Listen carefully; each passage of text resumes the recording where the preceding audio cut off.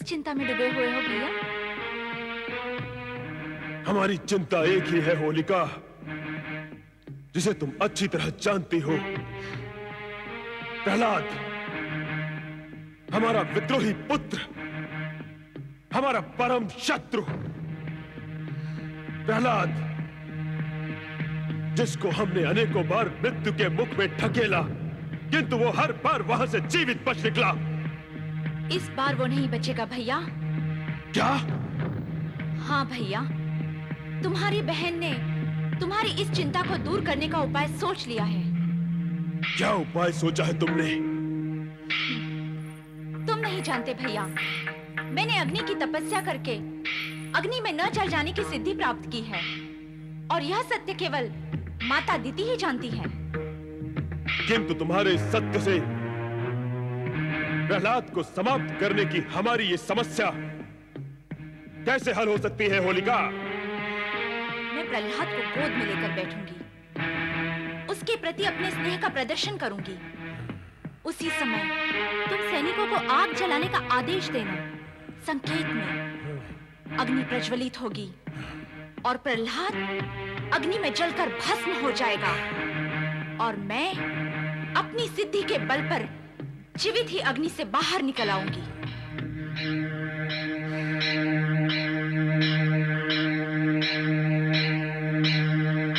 क्या हुआ भैया? क्या मेरी ये युक्ति तुम्हें ठीक नहीं लगी? तुम्हारी युक्ति तो ठीक है, किंतु हम ये सोचते हैं कि प्रहलाद ने विष्णु भक्ति करके ऐसी चमत्कारी सिद्धियां प्राप्त कर ली हैं, जिसके कारण मृत्यु उससे दूर रहती है। यदि तुम्हारी युक्ति भी उसके सामने विफल हो गई, तो फिर हम क्या करेंगे? नहीं भैया, इस बार ऐसा नहीं होगा। मैं आपको विश्वास दिलाती हूँ कि जब तक प्रहलाद अग्नि में जलकर भस्म नहीं हो जाएगा, मैं भी अग्नि से बाहर नहीं निकलूंगी। तो तुम्हारे विचार से हमें यह कार्य कब करना होगा? आगामी फागुन की शुक्र पूर्णिमा को। आगामी फागुन की शुक्ल पूर्णिमा को। इतनी बड़ी चिता नहीं बच पाएगा प्रहलाद, नहीं बच पाएगा, नहीं बचेगा प्रहलाद, नहीं। हाँ, होलिका के अग्नि स्नान के लिए ये चिता उत्तम है। होलिका का ये उपाय और आयोजन भी उत्तम है माता श्री। अब हमारा लक्ष्य अवश्य पूरा हो जाएगा दैत्यराज। हाँ। भैया अमर्क, इस बार प्रहलाद के बचकर निकलने की कोई संभावना नहीं। अब तो उसका अंतिम समय आ गया भैया। मत रो माता, मत रो। जब तुम रोती हो तो मुझे ऐसा लगता है कि जिस भगवान विष्णु पर मेरा विश्वास है, उस भगवान पर तुम्हें विश्वास नहीं है। तेरे विश्वास से तेरी माँ के हृदय की कोमलता बड़ी है मेरे पुत्र। इस जगत में मेरे अतिरिक्त अन्य कौन ऐसी अभागन माँ होगी जिसने अपने प्राणों से भी प्रिय पुत्र को मृत्यु के विकराल जबड़ों में बार बार जाते हुए देखा हो। ये देखकर मेरे हृदय का कोमल घट फूट गया है पुत्र। ये आंसू वहीं से आ रहे हैं। तुम्हारे इन आंसुओं से मेरा विश्वास डूबेगा नहीं माता, और ना ही तुम्हारे हृदय की कोमलता से मेरी भक्ति का मार्ग कच्चा होगा। मैं तो यह चाहता हूँ कि मेरी भक्ति और मेरे विश्वास से तुम्हारा हृदय पक्का हो। अपनी माता का हृदय पक्का करेगा तू? तेरी इन्हीं ज्ञान भरी बातों से तेरे प्रति मोह और अधिक बढ़ जाता है मेरे पुत्र। और जब पुत्र के लिए मोह बढ़ता है न पुत्र, तो माता का हृदय पक्का नहीं रह जाता, वो और अधिक कच्चा हो जाता है। अब आप ज्ञान भरी बातें कर रही हैं, जो मेरे समझ के बाहर हैं। ज्ञान की नहीं, विश्वास की बातें करो माता। याद करो माता, मेरे जन्म के समय भगवान विष्णु ने प्रकट होकर कहा था कि वे अदृश्य रूप में हर समय मेरे साथ रहेंगे। जब भगवान का आशीर्वाद है मेरे सिर पर, तो चिंता कैसी? और कौन करेगा मेरा विरोध? और करेगा भी तो कैसे? तेरे इसी विश्वास ने तो तुझे ही नहीं, मुझे भी जीवित रखा है मेरे पुत्र। जब विश्वास है तो रोती क्यों है माता? तुझ पर बार बार अत्याचार होता है, अन्याय होता है, वो भी तेरे ही पिता द्वारा, जिसे मैं असहाय और विवश होकर देखती रहती हूँ। तो मुझे रोना आता है पुत्र। वो दृश्य और उन दृश्यों की दुखद स्मृति मुझे रुला देती है प्रहलाद। इसका एक सरल उपाय है माता। भविष्य में ऐसा कुछ हो तो तुम मेरे आसपास देखना, तुम्हें भगवान विष्णु नजर आएंगे। उनकी उपस्थिति का ध्यान करेंगे तो रोना नहीं आएगा माता। शुभ बोल मेरे पुत्र, विधाता न करे भविष्य में ऐसा कुछ हो। इतनी बार हुआ है तो फिर हो सकता है माता, इसमें चिंता कैसी? यदि हो जाए तो वही करना जो मैंने कहा है। मेरे आसपास भगवान विष्णु को देखना, वे दिखाई ही देंगे। बस समझ जाना, मेरा बाल भी नहीं बांका होगा। नहीं प्रहलाद, तू जितना विश्वास मुझ में नहीं है पुत्र। तू देखते रहना भगवान विष्णु को, पर मैं तो तुझे ही देखती रहूंगी। मेरे तन का रोम रोम तुझे ही देखता रहेगा। मैं तेरे पास खड़े भगवान तक नहीं पहुंच पाऊंगी। अरे तुझे छोड़कर मेरी दृष्टि इतनी दूर तक नहीं जाएगी प्रहलाद। माता, क्यों रो रही हो माता? यही सोचकर कि तेरे पिता के साथ साथ समस्त असुर जाति तेरी शत्रु बन चुकी है। तो अकेला नन्हा सा बालक कब तक उनका सामना करेगा? फिर वही बात। अरे माता, मैं नन्हा बालक हूँ, पर भगवान विष्णु तो नन्हे बालक नहीं है। वे सबको पछाड़ते आए हैं और सभी को पछाड़ देंगे। तुमने बार बार मेरे ऊपर उनकी कृपा का चमत्कार होते हुए देखा है, फिर भी चिंता करती हो। अभी आंसू पोंछ डालो। भगवान विष्णु मुझे अब तक हर विपत्ति से उभारते आए हैं और भविष्य में उभारेंगे। विधाता करे ऐसा ही हो मेरे पुत्र।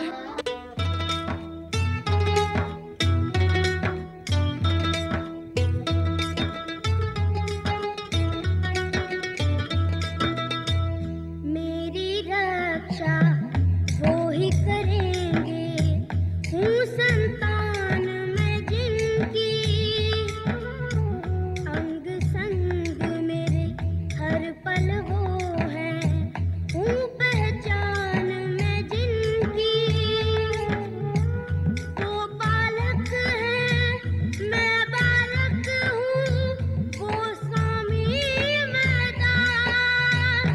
हरि बोल बोल बोल मन बोल बोल बोल, हरि बोल बोल बोल मन बोल बोल बोल, हरि बोल बोल बोल मन बोल बोल बोल, हरि बोल बोल बोल मन बोल बोल बोल।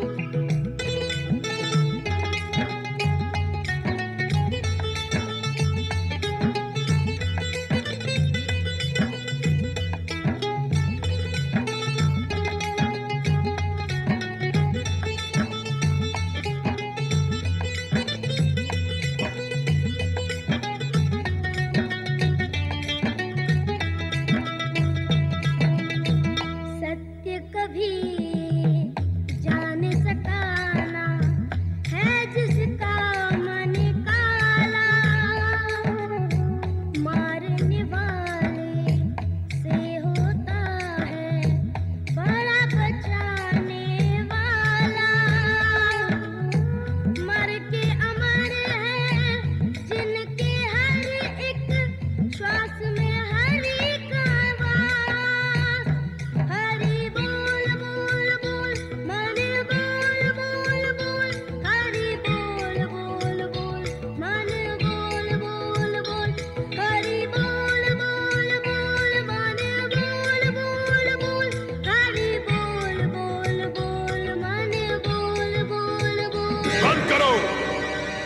बंद करो हमारे शत्रु का नाम लेना। प्रहलाद, होलिका, प्रहलाद को छोड़ दो, अन्यथा तुम्हें भी इसके साथ जला दिया जाएगा। प्रहलाद, मैं तुम्हारे पिता की बहन अवश्य हूँ, किंतु तुम पर किए गए अत्याचारों से मैं बहुत दुखी हूँ। प्रहलाद, मैंने निश्चय कर लिया है कि आज यदि तुम्हें जलाने का उपक्रम होगा तो मैं भी तुम्हारे साथ चलकर मर जाऊंगी। भैया, मैं कहती हूँ इस फूल से कोमल बालक पर अत्याचार बंद करो, अन्यथा मैं मर जाऊंगी। नहीं होलिका, नहीं। ये दुष्ट बालक दया और प्रेम के योग्य नहीं है, इसे जल जाने दो। नहीं, नहीं, मैं इसकी बुआ हूँ। पिता की दया ना सही, मैं इसकी बुआ इतनी निर्दयी नहीं हो सकती। यदि आप सबने निश्चय कर ही लिया है कि इसे भस्म करना है, तो मैं भी इसके साथ भस्म हो जाऊंगी। इसकी माँ कयाधु कहाँ है? अपने कक्ष में है, उसे इस विषय में कुछ भी ज्ञान नहीं है। प्रहलाद, मेरे बालक, आओ पुत्र, आओ।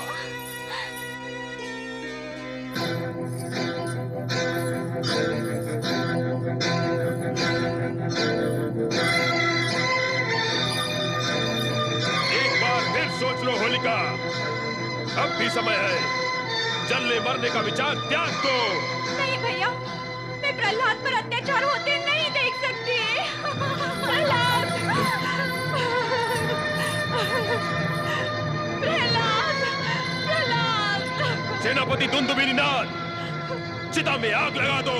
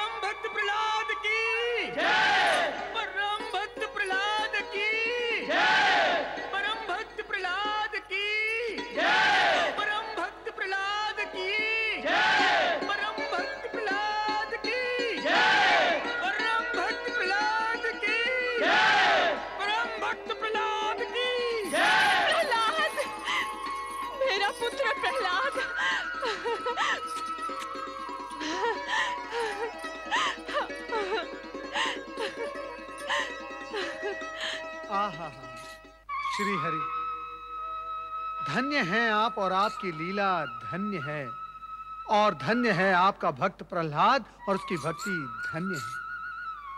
फाल्गुन की ये पूर्णिमा होलिका दहन के नाम से सदा सदा के लिए प्रसिद्ध हो जाएगी।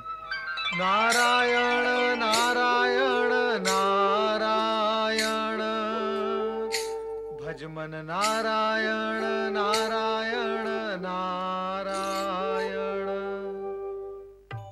श्री हरि, बड़ी विचित्र है आपकी लीला। जिस प्रहलाद को जलाने का आयोजन था वो फूलों पर बैठा मिला, और जिसे ना जलने का वरदान प्राप्त था वो होलिका वो होलिका अग्नि में जलकर भस्म हो गई। धन्य हैं आप और आपकी लीला धन्य है। श्री हरि, आप ही की लीला के कारण भक्त प्रहलाद अग्नि से कुंदन की भांति निकल आए। नारद, लीला तो तुम्हारी भी कम विचित्र नहीं है। हमारे समक्ष हमारे भक्त प्रहलाद की भक्ति का गुणगान कर रहे हो और वहां होलिका की स्मृति में फाल्गुन शुक्ल पूर्णिमा को होलिका दहन का त्योहार घोषित कराए। प्रभु, तो क्या आप मेरी इस घोषणा से सहमत नहीं हैं? असहमत होकर हम इस सत्य को कैसे नकार दें? कैसा सत्य प्रभु? यही कि फाल्गुन शुक्ल पूर्णिमा के दिन दुष्ट शक्तियों का नाश व भक्ति की विजय का दिन माना व मनाया जाएगा। युगों युगों तक ये परंपरा चलती रहेगी। शुभ संकेत दिया प्रभु आपने, किंतु आप अब मुझे ये बताएं, भविष्य में क्या होगा? क्या होलिका दहन के पश्चात उसका भाई हिरण्यकश्यप सब कुछ मौन रहकर सहन कर पाएगा? बहुत चतुर हो नारद, हम पर भी अपनी लीला चलाए बिना नहीं चूकते। भविष्य जानने के लिए अतीत का पल्लू पकड़ लेते हो। अत्यधिक चतुर हो तुम। अब प्रभु, आपका भक्त चतुर नहीं तो क्या बुद्धू होगा? नारायण नारायण। हाँ तो प्रभु, मैं आपसे ये पूछ रहा था कि हिरण्यकश्यप क्या मौन रहकर सब कुछ सहन कर लेगा? कदापि नहीं। वो अपनी दैत्य दुष्वृत्ति के वशीभूत होकर और अधिक अत्याचारी हो जाएगा। अर्थात चरम सीमा पर पहुंच जाएगा, उस सीमा रेखा पर जहां पहुंचकर सर्वनाश निश्चित है। तुम्हारा अनुमान सही है नारद। अब वो समय समीप आ गया है जब शिव आज्ञा के अनुसार ब्रह्मा जी के वरदान की रक्षा करते हुए हमें वो विशेष कार्य करना ही होगा जिसके लिए हमें निर्धारित किया गया है। ये विशेष और निर्धारित कार्य क्या है प्रभु? इस विषय में आपने कुछ स्पष्ट नहीं किया।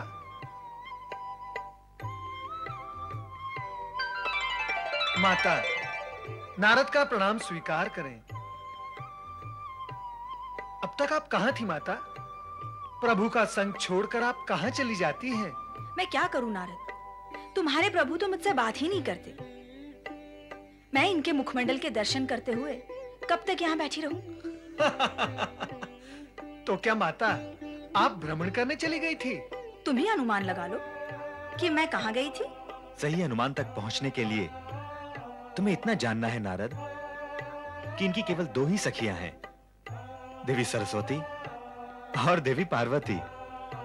अब तुम्हें केवल इतना जानना है कि ये ब्रह्मलोक गई थीं अथवा कैलाश पर।